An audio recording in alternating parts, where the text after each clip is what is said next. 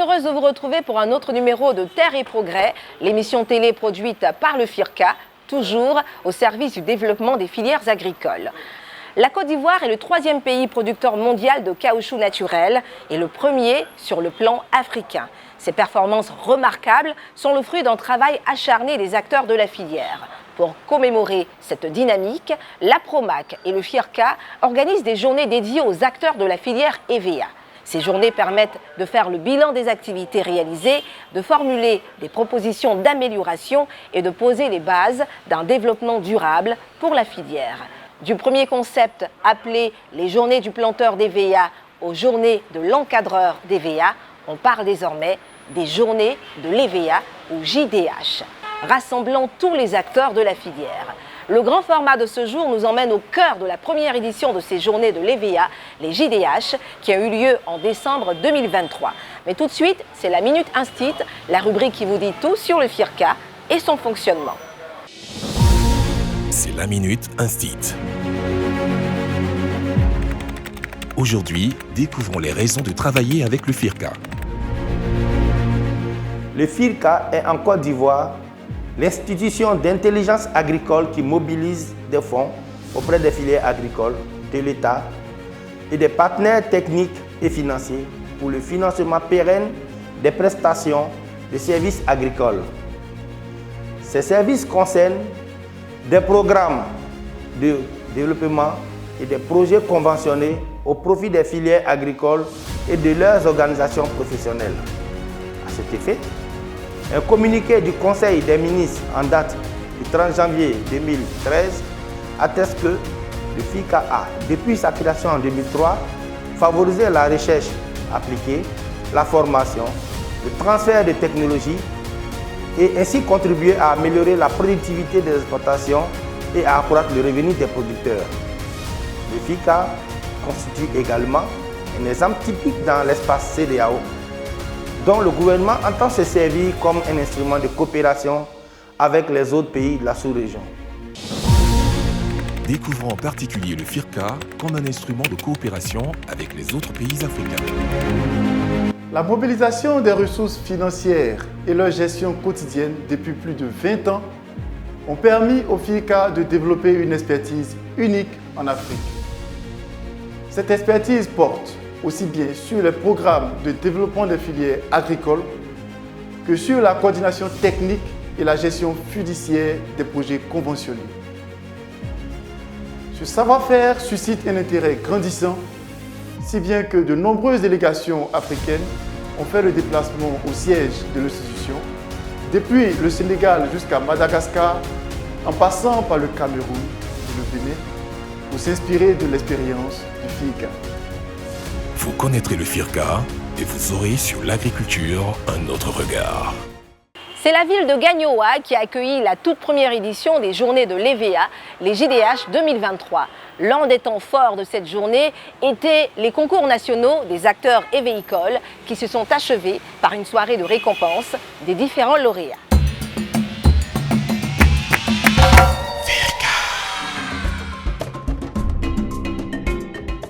Avec une production de 1 332 636 tonnes de caoutchouc en 2022, la Côte d'Ivoire est le 3e producteur mondial de caoutchouc naturel et le premier producteur africain. Le pays doit cette performance aux différentes stratégies mises en œuvre tant au niveau de la recherche, de l'assistance technique aux planteurs, de l'appui aux OPA, que des différentes incitations aux bonnes pratiques à travers les récompenses des acteurs les plus méritants de la filière depuis 2009. En effet, de 2009 à 2013, l'APROMAC a organisé les journées du planteur d'EVA. Ces journées, à la fois studieuses et récréatives, ont contribué à fédérer davantage les acteurs de la filière avec un focus sur les planteurs.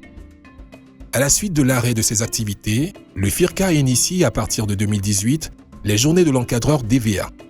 Au cours de cet événement annuel, les meilleurs acteurs de l'assistance technique aux planteurs d'EVA ont été célébrés et récompensés. Ces récompenses ont pour objectif d'encourager les planteurs aux bonnes pratiques dans le but de booster le développement de la filière. Après 5 ans de mise en œuvre, l'APROMAC et le FIRCA ont entrepris de faire évoluer ce rendez-vous annuel en y associant l'ensemble des acteurs de la filière, y compris les usiniers. L'événement est désormais dénommé les Journées de l'EVA JDH. La première édition organisée du mercredi 13 au vendredi 15 décembre 2023 à Gagnoa, chef-lieu de la région du Go, s'est déroulée en 2 étapes. La première phase, tenue en salle durant 2 jours, a été rehaussée par la présence des autorités politiques et administratives de la région avec à leur tête le représentant du préfet de région. La cérémonie d'ouverture a débuté par les allocutions des représentants du FIRCA et de l'APROMAC. Mesdames et messieurs, permettez-moi de situer le cadre de ces journées. Après les journées des planteurs EVA, organisées de 2010 à 2012, puis celle de l'encadreur d'EVA à partir de 2018, l'APROMAC a décidé que ces assises annuelles soient désormais dénommées Journée de l'EVA. Ce concept fédérateur et intégrateur concerne aussi bien les collèges de l'APROMAC, producteurs et transformateurs, les firmes phytosanitaires, les prestataires d'encadrement et d'appui aux OPA et les structures de recherche, etc. Vaillants acteurs de la filière, je voudrais, alors que mon discours entame la dernière ligne droite de son parcours, encourager chacun, chacune, à redoubler d'ardeur dans le travail bien fait et dans le maintien de la cohésion entre acteurs afin de hisser plus haut l'étendard de notre belle filière. Ces 2 journées ont permis de présenter aux acteurs de la filière plusieurs communications traduisant la dynamique de développement de l'industrie nationale du caoutchouc naturel.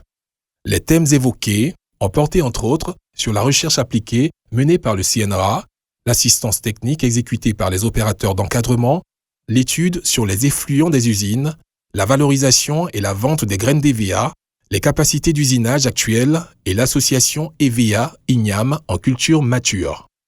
La deuxième étape, tenue sur une parcelle d'EVA à Lakota, lors de la 3e journée, a été consacrée aux concours nationaux qui font suite aux compétitions dans les secteurs évéicoles.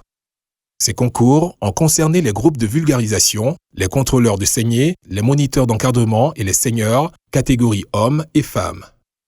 Les candidats au départ des différentes épreuves de cette première édition des journées de l'EVA JDH 2023 ont été proposés par les 7 opérateurs de la filière, à savoir CCP, CHP, EXSAT, IDH, SAPH, SOGB et TRCI.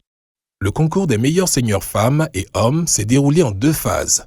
La première phase, réalisée à l'école sèche, a permis de jauger de la maîtrise des ouvertures de saignée et de la qualité d'exécution de la saignée. Quant à la deuxième phase, conduite en plantation d'EVA, elle a permis d'évaluer la vitesse d'exécution des concurrents. 48 candidats, dont 24 hommes et 24 femmes, étaient au départ de cette compétition. Après l'effort vient le réconfort. La soirée du vendredi 15 décembre 2023 a été consacrée à la récompense des lauréats au cours d'un dîner convivial offert par l'APROMAC et le FIRCA. Au niveau des seigneurs femmes, les lauréates sont Madame Ejam Adjoa Justine du secteur d'Aoukro SAPH qui a reçu un trophée, une moto KTM.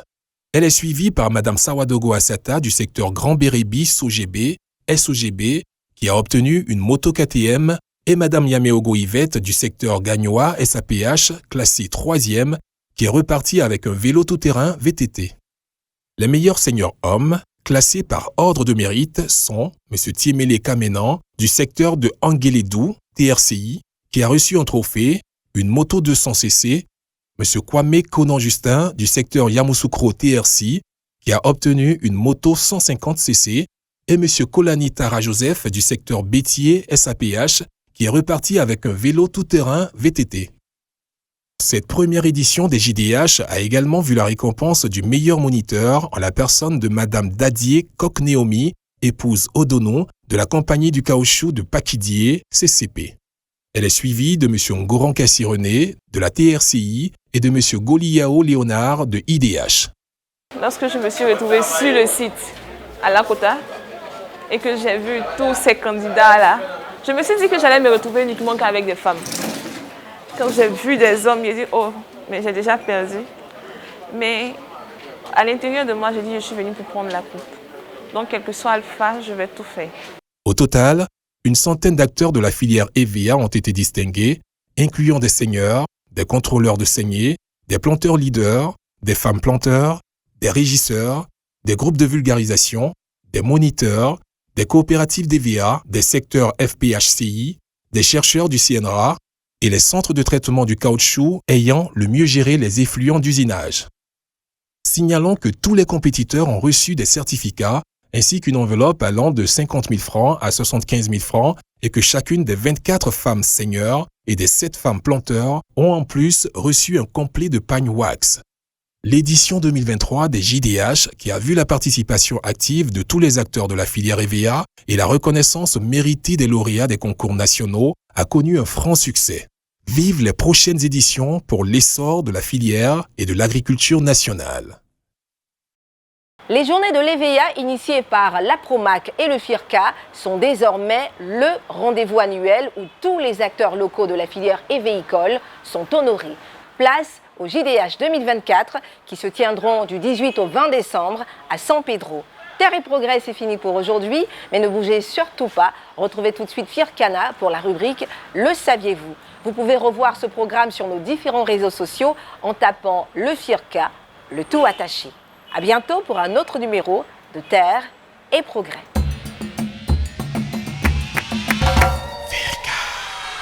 Bienvenue chers téléspectateurs, je suis Fircana. Saviez-vous qu'en Côte d'Ivoire, 67 écoles de formation initiale qualifiantes à la saignée sont ouvertes chaque mois dans les 67 lots d'encadrement que comptent les 22 secteurs évéicoles?